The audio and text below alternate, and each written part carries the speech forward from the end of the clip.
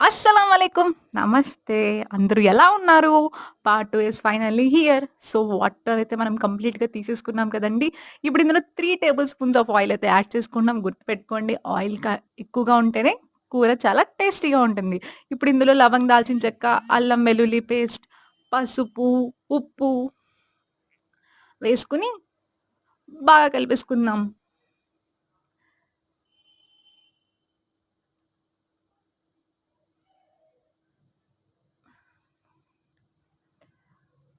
Yeah! ఇప్పుడు మనం ఏం చేస్తున్నామంటే, ఇందులో కొంచెం కారం కూడా వేసుకుంటున్నాం. కారం మీరు తగ్గినట్టుగా వేసుకోండి.